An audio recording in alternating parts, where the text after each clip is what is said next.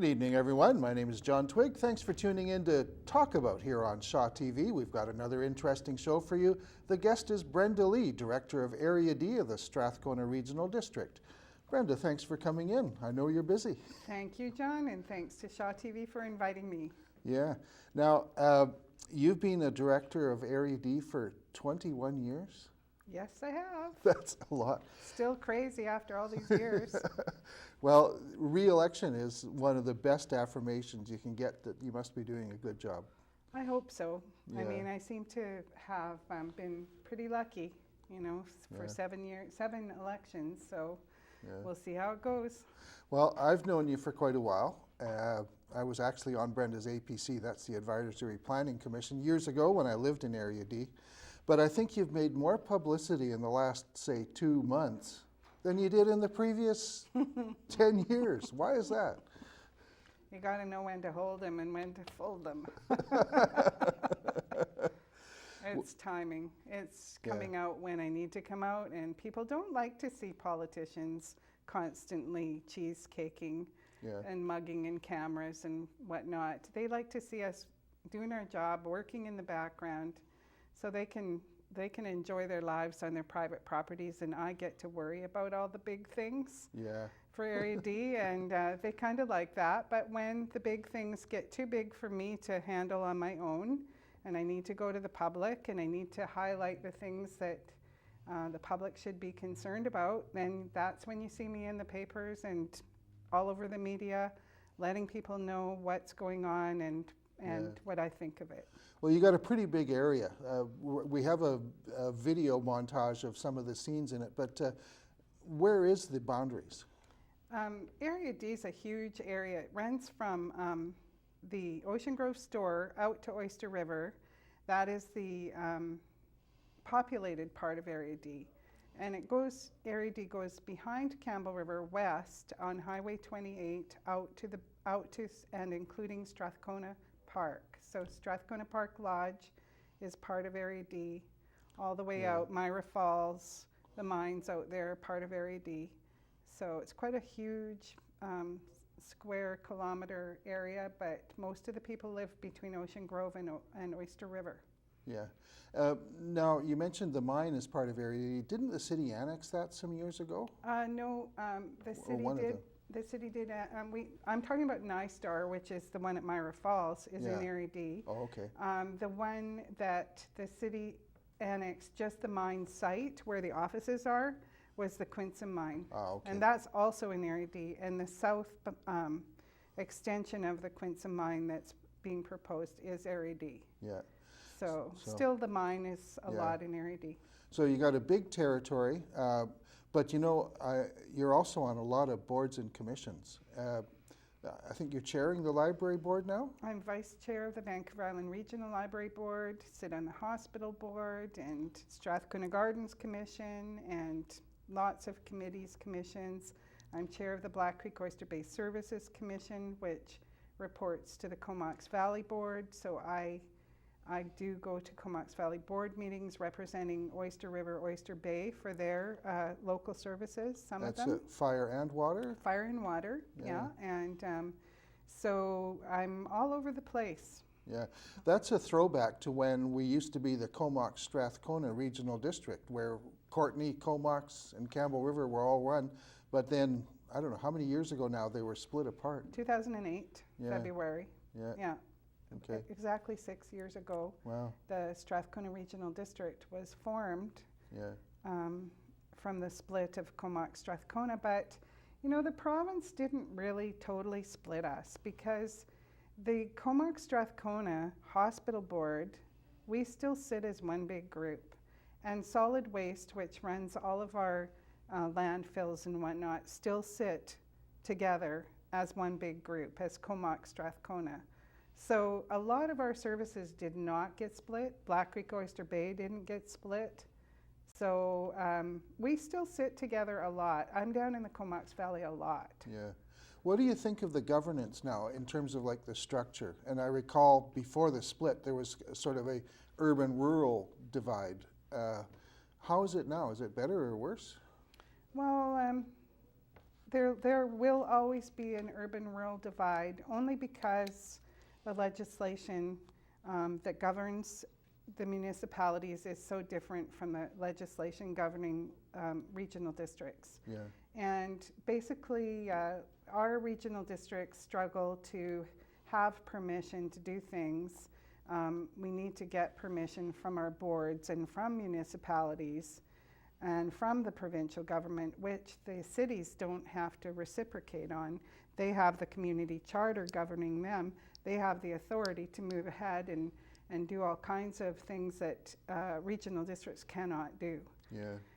We cannot, at the regional district, we can't adjust the tax multiples. So we have tax multiples that are the same across the province, and they're dictated by the province. What do you mean by tax multiples? Well, for example, in Campbell River, in their 2013 fiscal plan, Campbell River adjusted the tax burdens, the multiples, so that the residential portion of Campbell River's tax burdens, 75% is held by residential, and 22% is held by business, but not all businesses, because they 100% exempted the downtown businesses. Yeah, for 5 years. For 5 years. So 75% residential, 22% business. In Campbell River. Yeah, so that it comprises 97% of their tax burden. Yeah. And then the other 3% is on managed forest, major industry, light industry, and utilities. Yeah. And when you imagine,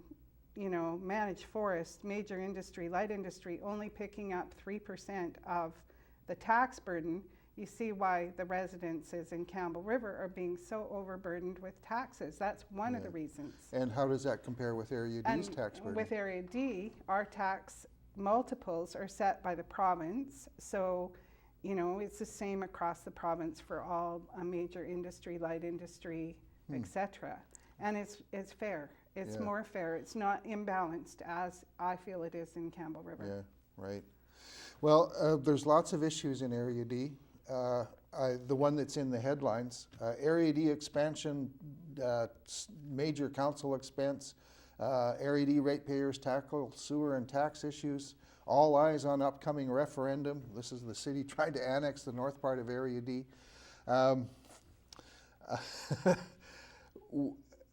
Could you summarize for people that maybe are not up to speed on the issue what's going on? Well, this is Campbell River's ball game, and they've been changing the goalposts all along, you know, as to what area they wanted to take in, what it was going to cost. In December, it was going to cost $20,000 per lot or more, and now it's down to $11,000, but only in the very top northern part of Area D, and it's going to cost another amount for the rest. And they keep changing the goalposts and changing the plan, and I can't speak for them.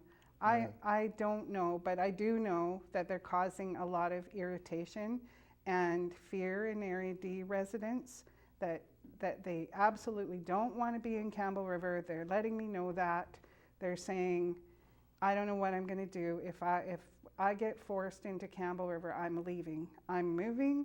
I don't want to be governed by them. That's why I live in Area D. I love the rural lifestyle. It's about the governance more than you know, nothing against Campbell River or Campbell River people or anything. It's just that people in Area D enjoy a rural lifestyle. They get to have their horses and their pigs and their animals, and they get to hang their laundry outside and do backyard burning if they want to, and nobody's dictating what size of garbage pail you have to put out. It's a freer life, and there's a lot of nature parks and beautiful places to go, and people just love the rural lifestyle. They don't want to be crammed in on top of each other like they are in the Campbell River subdivisions. Yeah. People just don't want to live that way, and they should have the choice not to have to live that way. Yeah. And basically, most of the fear is over the tax implications. Yeah. We're looking at the beautiful views right now.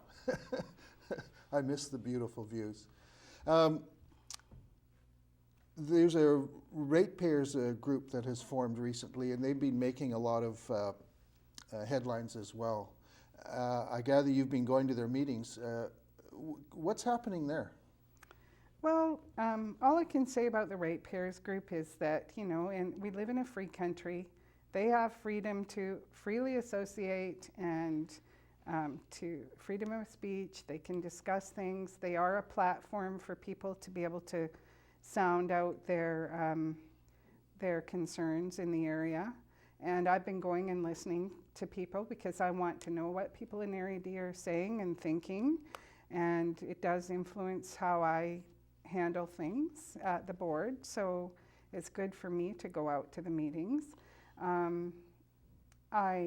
I can't say anything more than that. I mean, they are a discussion group, and they are concerned about the same things I am. They've been expressing fears about Campbell River annexing the northern part of Area D, and I agree with them on that. Yeah. I think that it's a travesty what's going on, that Campbell River's inflicting all this turmoil and fear onto people in Area D, and we didn't ask for this. We didn't, we're not interested in this.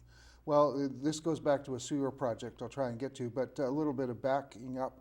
What is the population figure now for Area D, or the number of households, things like that? We have 4,000, we did have 4,900 citizens prior to the recent census, and I think we're down a little bit, but we're up close to 5,000 people.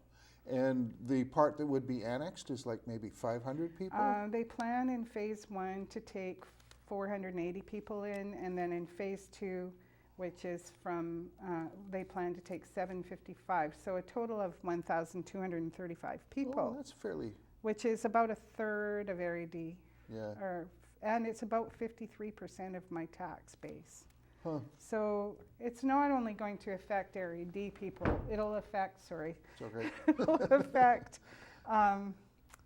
It'll affect the regional district in a very big way. I mean, the regional district is very concerned about it because Area D being the largest rural area with the biggest tax base, we fund building inspection and transit and planning and parks, and the services that are enjoyed in the whole region will be downsized to accommodate slashed budgets that will happen if we lose some of our rural area, and it'll impact the whole regional district, now, not just the northern people. Okay. The sewer issue. When I lived in Area D, there was a referendum which passed with federal funding, which I'll shorten the story. The funding is due to expire. There's talk about trying to get an extension, and just to, again, a bit of fast background. There's some areas of northern Area D that have terrible drainage for their septic fields. Now, most of Area D has no problem with septic fields, but how urgent is it to deal with the septic tank problems in some parts of Area D? Actually, I went door to door at the last election, and I asked people that, and I said, are you willing to pay the $22,500 that Campbell River said it was going to cost to hook up to their pipe? And everyone was telling me almost 100%, but not 100%. A few people were still, dealing with having to upgrade their systems. But most people in northern Area D have already installed, since the referendum happened in 2006, they've installed new package systems. I myself have a brand new system on my house that's going to last me another 40 years. Yeah. And it's bought and paid for. And why would anybody who's already fixed up their systems and taken care of their issues, why would they pay for another system to come in? Yeah. And I really think that there's a lot of people in that situation, and there's also a lot of people who raise their children in Area D, like myself, whose children have gone, and now we're living in homes and there's one or two of us, and the impact on the septic system is so much lowered because you're not constantly having teenagers in the shower or doing laundry all the time, and it's not as big an issue as it might have been 20 years ago. Yeah. And 20 years ago, the health department were saying, oh, if you don't, you know, hook up to a community system, you're all going to die. Well, we're still here. Yeah. You know, And I'd like to put a lie to that. Well, and I want to add too, modern technology is providing numerous alternatives to either septic or sewer. I Yes. think you can get evaporators or some kind of technology as well, probably for the price of a hookup. Well, a lot of people are putting in the package systems, and they are cheaper than the Campbell River option. Huh. Now, the official community plan issue, the Area D ratepayers, at I guess one of their first meetings, the story says they passed almost unanimously a request to delay the official community plan renewal process. What's your perspective on that? Well, the Area D official community plan consultation finished at the end of April. And since then, the planners are working on the first draft. They're about 75% complete. Both the planners are leaving they're leaving our employment very soon, and I need to get the plan finished because who's going to write it if they're not? Why do we need, is it a provincial mandate you're required to update it? No, we like to update it. Fortunately for Area D, when we did the plan, originally, it was a very visionary plan. We were the first rural area to put in greenways, parks and trails. Yeah. When was that? Environmental protections. 1996 was our plan. Okay. But Brian Ellert, who was our planner, did an awesome job of eliciting input from the residents, and the residents worked really hard on the plan, and they put in that plan what they wanted to see in their rural area. And incidentally, one of the first statements in our official community plan says we do not want to be a part of the city of Campbell River. So, you know, the residents were really clear what they want of their rural area. And apart from some tweaking of the legislative language in the plan that has been updated by the province, I don't see the new OCP being much of a change from the other one. Except for some cleaning up. And and I told the ratepayers when I was there last Thursday that in any case, they were asking for a 6-month delay. And I said, well, it'll take 6 months to get it through all the advisory commission and the electoral areas committee and the board, and then it has to go to the province for approval. And by the time it comes back, it's moot anyway. It'll be that long probably to get it finalized. Yeah. So it's their motion was really moot. Yeah. Do you think the annexation referendum will proceed, or will people just say, "Hey, look, it's passé"?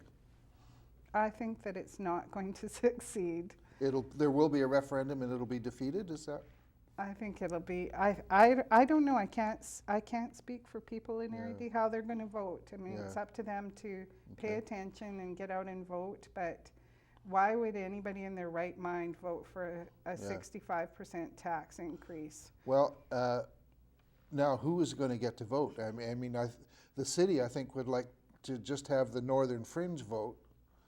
Well, but I think the city's what does the law say? It should be the whole regional district. I think maybe. the city will probably be informed by the province that they won't be running the vote. The regional district will be running the vote. And it'll be a paper ballot, and I'm hoping that the province will send in provincial returning officer to oversee the ballots, because personally, I mean, the last time we voted on joining Campbell River, I ended up in Supreme Court. And it was a You big better elaborate on that. Well, back in 1991, Campbell River wanted to take half of Area D, pretty much the same territory that they're looking at now. And people voted at the polls, and a week after the ballots were scrutinized and counted at the polls, the returning officer did a personal review of the ballots and overturned the result and said we were in Campbell River by 1 vote because they disqualified 6 votes. So anyway, I phoned her up and I asked her, did you have any scrutineers or witnesses with you when you did that? And she said no. So I got a copy of the Municipal Act out of the library, and I thought it's wrong, so it's got to be illegal. So I found the section that said a citizen can take an issue to court for a judicial recount. So I went down to the courthouse in Campbell River and slapped down $100 and applied for a recount. And the BC court said I had grounds for a recount, and they sent me to Supreme Court. Huh. And the actual recount was done in Supreme Court, and the judge, after examining the ballots that were disqualified, said to disqualify those ballots would be to disenfranchise those voters, and I'm reinstating them, and we were out of Campbell River by like 5 or 6 votes. Then Campbell River smelled blood, so they thought they'll take another run at us, and they had another vote within 6 months of that. And by that time, I had formed the Concerned Citizens Association and rallied everybody to get out and vote. And we had an 829 to 229 vote against joining Campbell River, and that finished that, and that got me on the regional board. And pretty much I thought joining the regional board would be interesting. It's been nothing but hard, because Campbell River representatives, I was the fly in the ointment right from the start. Yeah. I didn't want to go into Campbell River, and I still don't, and I never will. Unless they move the boundaries down where you're in the city, and then you I run for never mayor. will.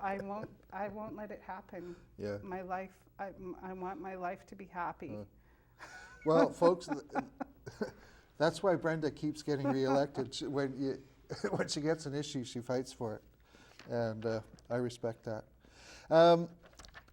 The other issues I know take up a lot of your time, like library, hospital, Courtney, Comox Valley Board. Yeah. Can you give us a quick sort of what's happening there? Like the hospital, maybe that must be timely. Well, everything's happening, and it's really exciting times.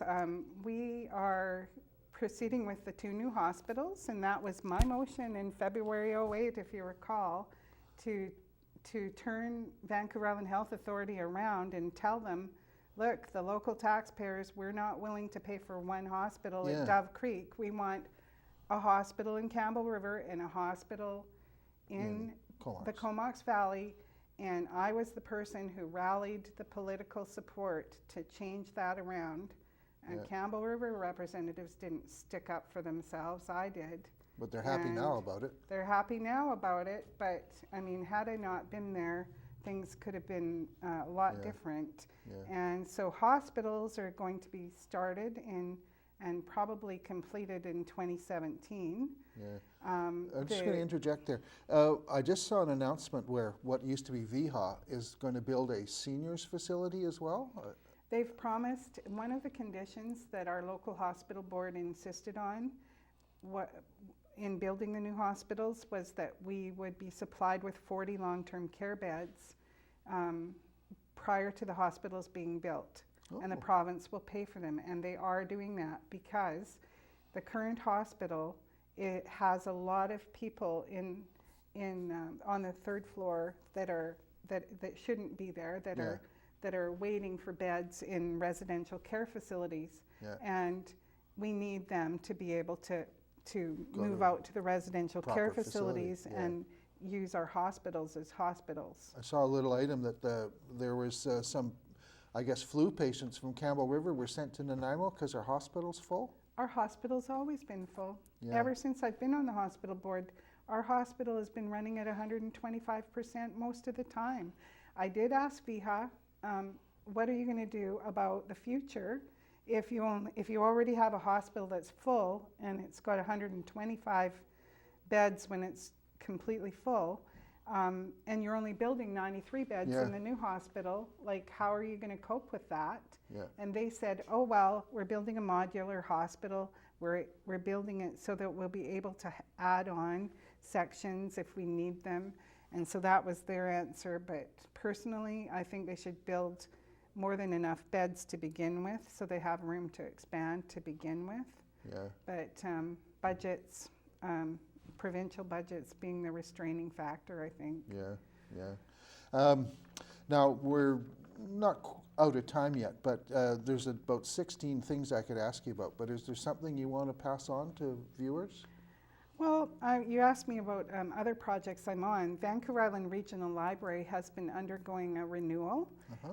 We've built about 10 new libraries in the past year or two, and we're undertaking some very ambitious upgrading of facilities. And I've been pushing for the rural libraries. So for every urban library, it's policy at the library board, because I put it out there, that every urban library has 2 rural libraries. So is that like Sayward? I think Sayward is getting an expansion. We're getting, we got a new library on Quadra, a new one on Cortez. Oh, nice. We're upgrading the one in Tassis, and there's several that I've been going around to ribbon cuttings all this year. Cumberland, Gabriola, Nanaimo's got 2 new libraries being built right now, one $9.8 million library in North Nanaimo on library land that we own. It used to be our central services building, and it's being turned into a library. As show host, I'm going to commandeer the TV and tell a story. When I was a little tad, I was up here every summer, and it was a big event when the library truck came to my grandmother's house. It came, I think, twice a month or something. Yeah, but the history of the Vancouver Island Library Board is really a good story. And the library board is so exciting. I mean, the people are so visionary on the library board. We have the e-library happening. Yes. We have free language programs, Mango, that you can learn about 150 different languages if you want. We've got free music downloads and all kinds of new electronic outreach to people who are in remote areas. It's really exciting what's going on. Well, we didn't touch on tides, and that's not the thing that goes in and out at the water. That's an activist group that you got a headline about. We didn't touch on the SPCA. Are there any other things we didn't touch on? Well, I just hope that Area D knows that I'm always out there pitching for them and standing up for their interests. And I haven't missed any meetings in like 21 years. I've never had to have my alternate come in and stand in for me, because I'm always there for you. And if you have any concerns or issues you want to talk to me about, just pick up the phone, 250-923-8074. Give me a call, and I'm, very happy to talk to you. For all the years I've known you, you've always had your name, your number in the phone book. Yeah, always. Yeah, that's pretty good. Yeah. How many crank calls do you get? No, only when I had a kid. One of my son's friends was staying with us, and he did a couple just for fun, but nothing really. Okay. And I did get a lot of feedback about the last health meeting, and the newspapers were printing a lot about that. We got to go. But Brenda, thank Sorry. you very much. No, it's good. So, folks, there's Brenda Leigh, Regional District Rep for Area D. That's Oyster Bay, Buttle Lake, the proper name. And thank you for listening. Thank you, volunteers. Thank you, Chaz, for producing. And watch Talk About. We're not only on air, but you can also find us on YouTube, too. So, good night. Wow.